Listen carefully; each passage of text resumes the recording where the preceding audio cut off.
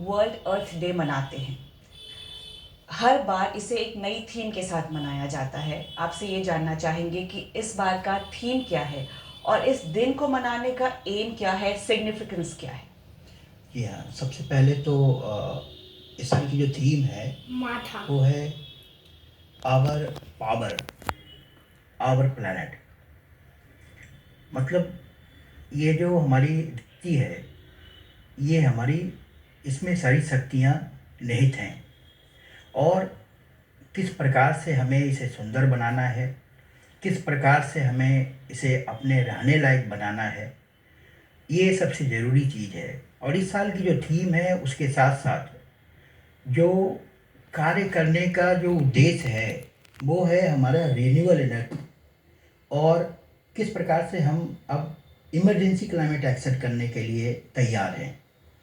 तो इस दिन की जो शुरुआत है वो 1970 से ही चल रही है। ये हम 55वां साल मनाने जा रहे हैं। जी। और 2009 में जब यूनाइटेड नेशन जनरल असेंबली ने इसे रेजोल्यूशन पास किया था तो इसका नाम इंटरनेशनल मदर अर्थ डे रखा गया था। मतलब धरती हमारी माँ है।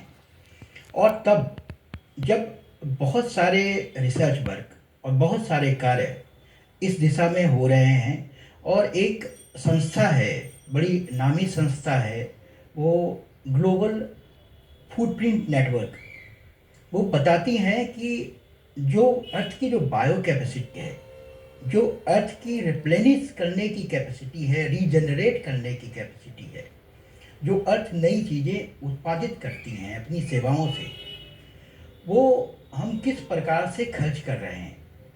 और हमारा खर्च करने का रफ्तार पूरी दुनिया का इस प्रकार से है कि हम अपने जो इकोलॉजिकल जो सर्विसेज हैं, जो इकोलॉजिकल हमारी नीड्स है, उससे कहीं ज़्यादा जो बायो कैपेसिटी है हमारे अर्थ की, उससे कहीं ज़्यादा हम बहुत पहले ही खर्च कर चुके होते हैं। आपको बताएं 2024 में जब ये, इसको हम लोग बोलते हैं overshoot day, world overshoot day. मतलब ये कह रहा है कि जो अर्थ की जो पूरी बायो कैपेसिटी है उसका हम 2024 का जब अगर हम आंकड़ा देखेंगे तो हम 1 अगस्त को ही वो पूरे रिसोर्सेज को ख़त्म कर दिया हम लोगों जी। ने। तो मतलब ये कहने का है कि जो हमारी पृथ्वी है, वो पृथ्वी आज के समय में हम जो वो जनरेट कर रही है, जो उसका रीजनरेशन पोटेंशियल है, उससे कहीं ज़्यादा हम आधे समय में ही अपनी पूरी रिसोर्सेज को, उसकी जो कैरिंग कैपेसिटी है उससे ज़्यादा हम खर्च कर रहे हैं। तो हमें सावधान होने की ज़रूरत है। यही आंकड़ा जो 1971 का था, तो वो ओवरशूट डे, मतलब कि जो हमारे अर्थ के जो नेचुरल रिसोर्सेज हैं उसको ख़त्म करने का जो समय था वो 25 दिसंबर का था। वो धीरे धीरे घटते घटते अब 1 अगस्त पे आ चुका है। और आने वाले समय में जब इस साल का आंकड़ा कल आने वाला है, इस साल का आंकड़ा कल आ जाएगा, तो हमें लग रहा है कि वो जुलाई तक आ जाएगा फिर। तो ये एक चिंता का विषय है हमारे लिए।